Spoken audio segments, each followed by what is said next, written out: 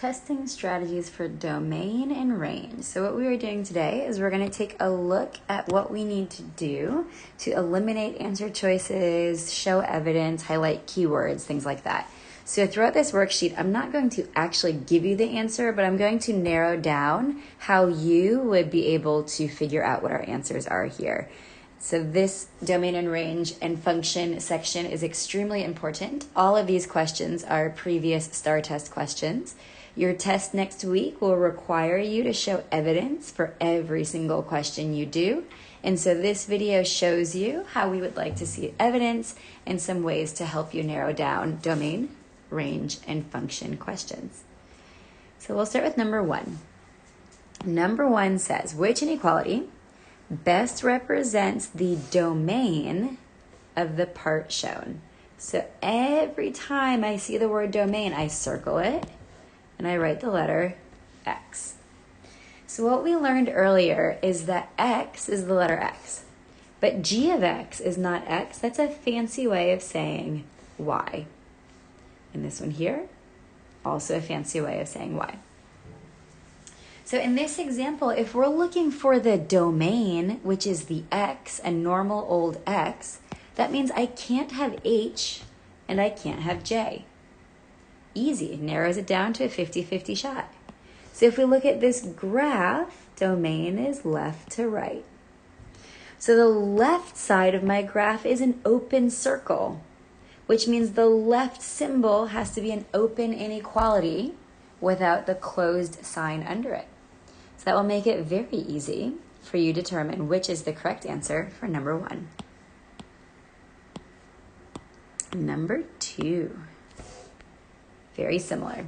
Number two says, what appears to be the domain of the exponential function graphed below? Domain, that's what it's asking. That's all I care about. I circle it, I write the letter X. If domain is X, that means domain is not Y. Goodbye. If domain is X, I'm going to draw a line through the left side. Domain is left to right. Look at your X-axis values. Domain is the X. My numbers come from the X-axis. And then help you decide which one is the correct answer. Number three. Function f is graphed below. What is the range of this function of f? So what is the range of this line? Well, range I know is y. So if range is y, range cannot be a, and range cannot be b. So when I look at this, what we said about range is that range is the bottom, the lowest y value, to the top. So again, the bottom is a closed circle, which means our first symbol is going to be a closed inequality. Makes it much easier to narrow it down which answer is correct. These are all real STAR test questions. Your test on Friday will look very similar to this. So easy. Number four. Number four, the mapping below represents all of the points that would be on a graph called F. What is the domain of F? Again, I circle the word domain. I write down, if I see the word domain, I'm writing the letter X. If domain is X, regular old X, not F of X, that's just Y. So if domain is X, then my domain is the X's. X comes first, Y comes second. So easy. Find the answer choice that has each of these numbers written in the answer.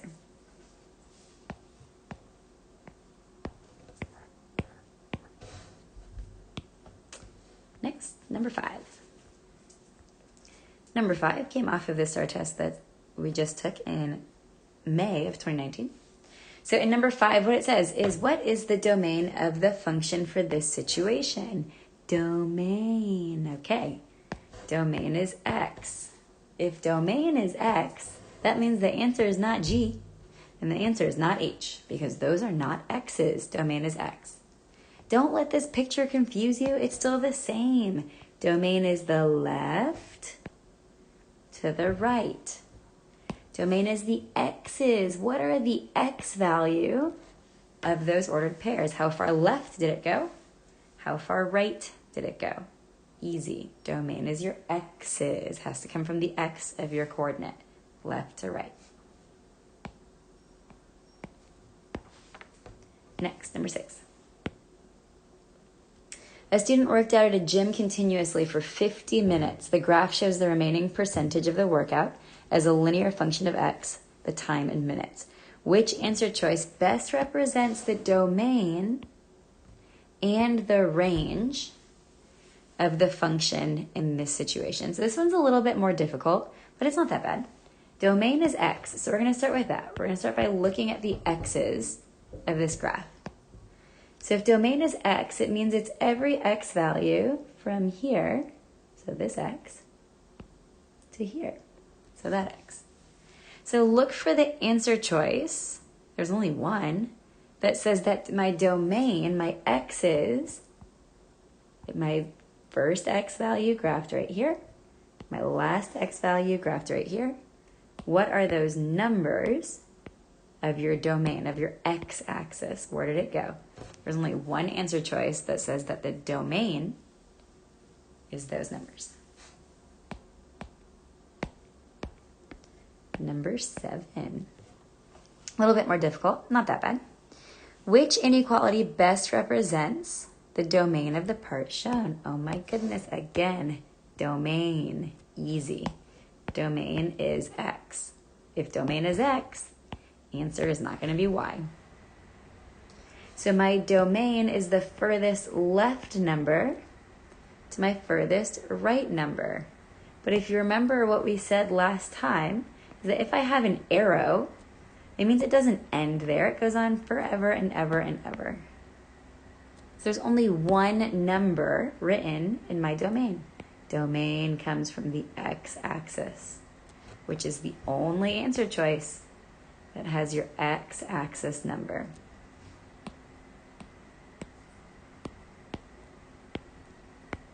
Number 8. Little blurry, but that's okay. Which graph best represents a function with a range of all real numbers that are greater than or equal to -6? A little bit more difficult. Range is y. So I'm going to write that as a statement. It says that the range, the y's, are greater than or equal to -6. We'll talk more about these symbols in just a couple of weeks. But for today, y's are greater than or equal to -6. So what that means is that on my y-axis, all of the y values have to live above this y value right here. So in only one of these pictures, all of my y values live above the y value of -6. Only one of them has all of the graph, all of the y's are at -6 and above. Next. A couple more. So now that we have done a bunch of domain and range, we're going to look at the phrase function and not a function. So number 9 says, what table does not show y as a function of x? Function. What does that mean? It means that my x's, I'm checking my x's. So what this question is asking is, which is not a function? Which one is not a function? So if my function or not a function, we're checking the x's, I'm going to circle my x values on this table, because we don't care about the y's. All I care about are the x's. So to be silly, I had said that not a function means we've got a girl that is not faithful. When she's not faithful, it means that she came back again. She was there on your table and she came back another time. So we're checking our x's. We're looking for one that is not a function. In letter F, all these x's are good. They're different. No one came back. We're good. In letter G, All of these numbers are different. It's the x's. Function is the x. Those ones are good. In letter H, check those x's. Uh-oh. We've got an x. That came back. Not a function. Letter J, all of those are different. We're good. It's a function. So you're going to circle the answer of the table that contained an x value that made it not a function. Not a function. 11, same idea. But this time it says which one represents y as a function of x. This one is asking which one is a function. Again, function means we circle our x's.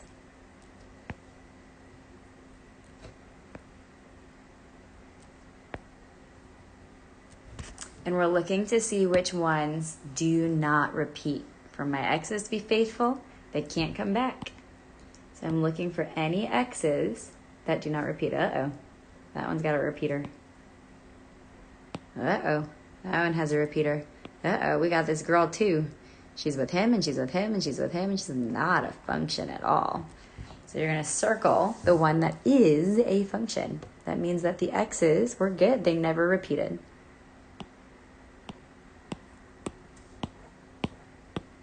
Again, which set of ordered pairs represents y as a function of x? When I see the word function, the phrase y is a function of x, it just means check to see which one is a function. Which of these x's, which set of girls are faithful? So we check our x values. Which one is a function? Uh-oh. Uh-oh. Uh-oh. So one of those is a function because the x's did not repeat. Last two. 11, we already did that one. So number 12. So number 12 says which graph does not represent a function? Not a function. So to check this, we draw, it's called a vertical line. We call it the vertical line test. If I dropped a vertical line here, it would only touch my graph one time. We're good. No matter where you moved this line on the graph, it would only touch it one time. In this one, you drop a vertical line, a line that goes up and down. Touches once. We're good.